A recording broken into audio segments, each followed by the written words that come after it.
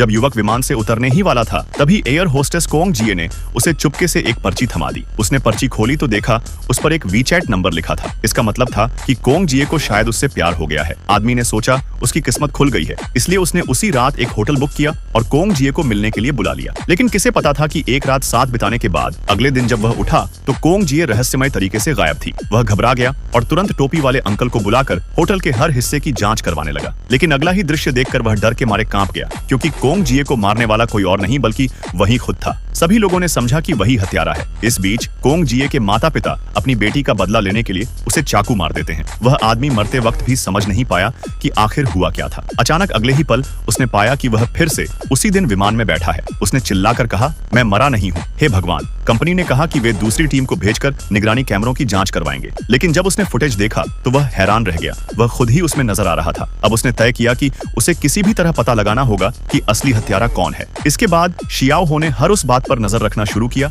जो उससे और कोंग जिए से जुड़ी थी। उसने देखा कि मोटा वांग नाम का एक व्यक्ति कोंग जिए से बात कर रहा है। क्या मैं तुम्हें वीचैट पर ऐड कर सकता हूँ? कोंग जिए ने साफ कहा कि उसका साथी वही बन सकता है जिसके पास 2 मिलियन का घर और 1 मिलियन की कार हो। यह सुनकर उस आदमी ने मोटे वांग को मना कर दिया। उस वक्त उसने इस बात को गंभीरता से नहीं लिया, लेकिन जब वह फिर से विमान में चढ़ा तो उसने ठान लिया, मुझे कोंग जिए से दूर रहना होगा। यही मेरे जिंदा रहने का एकमात्र तरीका है। लेकिन वह असली हत्यारे को ढूंढना चाहता था, इसलिए उसने फिर से वही सब किया जो पिछली बार हुआ था। उसने कोंग जिए से संपर्क किया और उसे दोबारा होटल बुलाया। फर्क बस इतना था कि इस बार उसने खुद सच बता दिया, मैं कोई अमीर आदमी नहीं हूँ। कोंग जिए मुस्कुराई और बोली, तुम्हें क्या लगता है कि मैं तुमसे इसलिए मिली क्योंकि तुम अमीर हो? हमारे क्रू में तो यह भी दिखता है कि यह टिकट तुमने पॉइंट से रिडीम की है।